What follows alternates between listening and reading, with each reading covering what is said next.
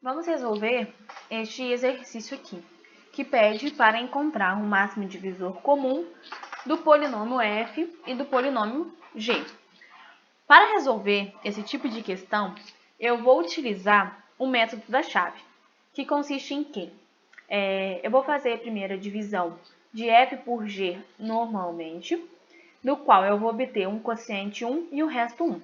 Esse resto 1 não vai ser zero, provavelmente, né? Então, eu vou ter que fazer outra divisão. Porém, essa divisão, eu vou sempre seguir essa lógica, né? De dividir, então, o divisor pelo resto. Então, aqui nós vamos fazer G por R1, do qual a gente vai obter um quociente 2 e um resto 2. Se esse resto que a gente encontrou for diferente de zero, a gente vai ter que fazer outra divisão. A gente sempre vai dividir, então, esse divisor pelo resto, né? Então, R1 dividido por R2, que nós vamos encontrar um quociente 3 e um resto 3, e assim sucessivamente, até encontrar um resto que seja igual a zero.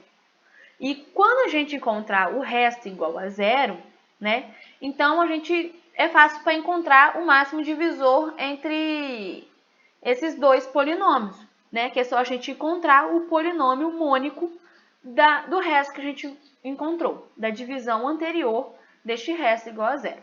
Vamos lá, agora para ficar claro. Então, dividindo ali f por g, a gente vai obter o quê? Essa divisão. Como que faz essa divisão? A gente vai analisar sempre o primeiro termo deste polinômio com o primeiro termo do divisor, né?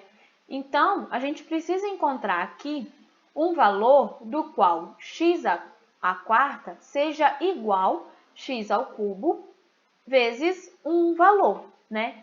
Então, eu fiz esse rascunhozinho aqui. X à quarta igual a x ao cubo vezes um valor y.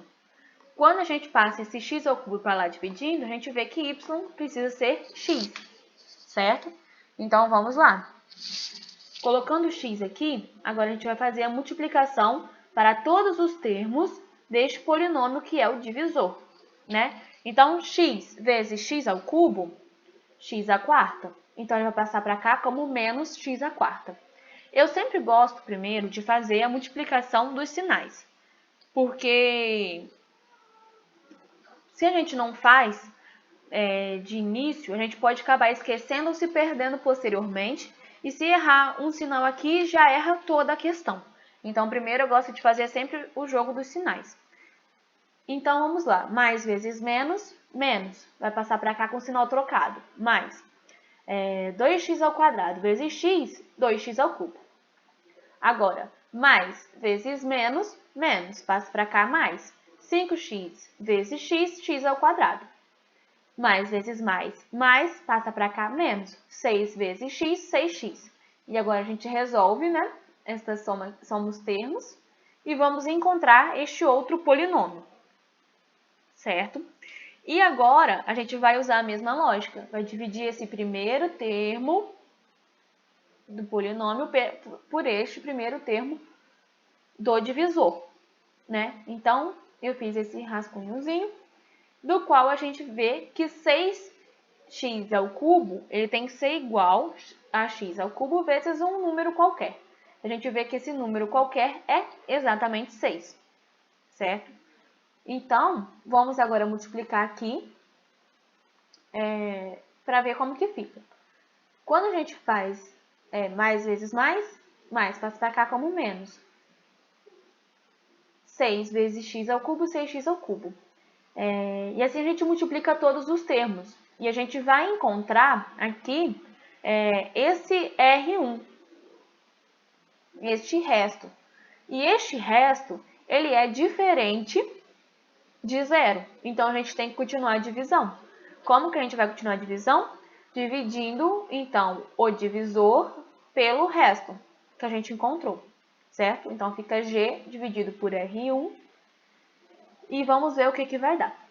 Então, fazendo essa divisão de G pelo resto que a gente encontrou, a gente vai usar a mesma lógica que eu fiz aqui em cima, sempre dividindo o primeiro termo daqui com o primeiro termo daqui, buscando anular, né, esse termo. E a gente percebe que essa divisão foi exata. O resto que a gente encontrou foi igual a zero. Então, a gente para aqui, né? Agora, qual vai ser o nosso máximo divisor comum de f e g?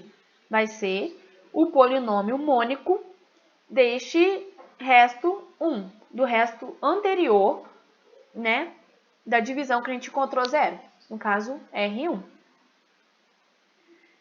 E como que a gente faz então para encontrar esse polinômio mônico, né? A gente precisa que o número que acompanha o termo de maior grau, que neste caso é x ao quadrado, seja igual a 1. E como que a gente, olhando para aqui, para esse polinômio, a gente vê que basta dividir por 20. E a gente encontra, então, que o máximo divisor de f e g é igual a x ao quadrado mais x menos 20.